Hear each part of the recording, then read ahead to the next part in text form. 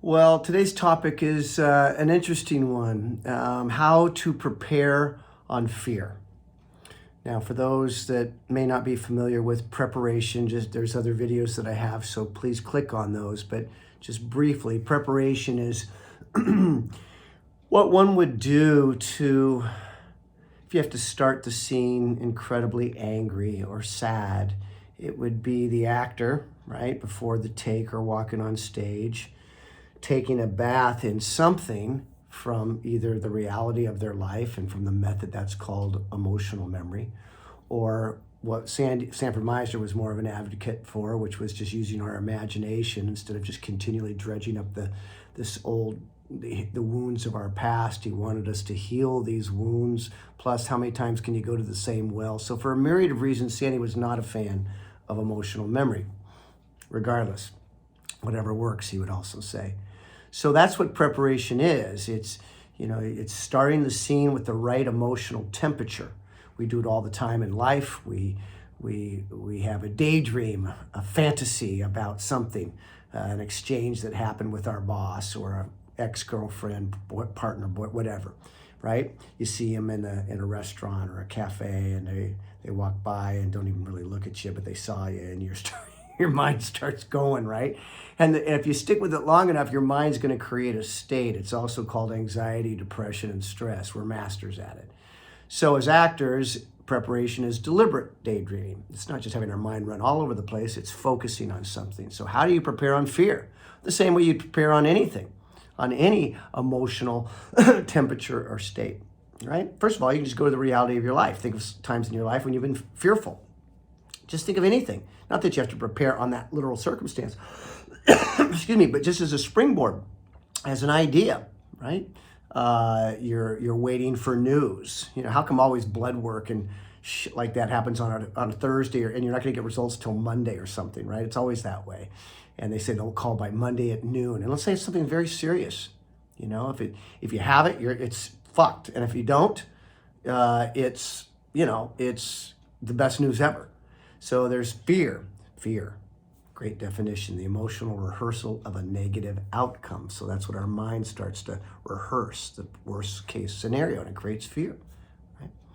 So, and a cop car behind you, lighting you up, and then it passes, that release, it's going after somebody else. You go from to phew. So fear. And you just continually think of examples like that. But anyway, so what do?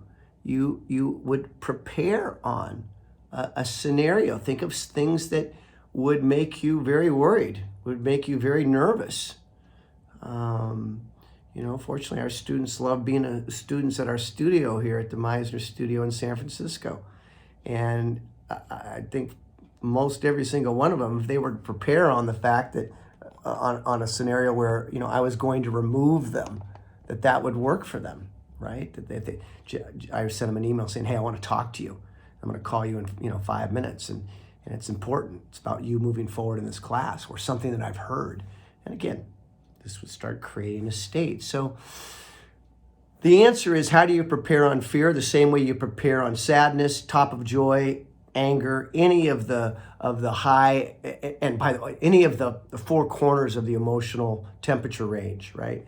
And then, by the way, just a little side teaching, what you learn, Sandy once said, as you grow artistically into this training, meaning the technique, you soon learn all the shades and possibilities of whatever, anger.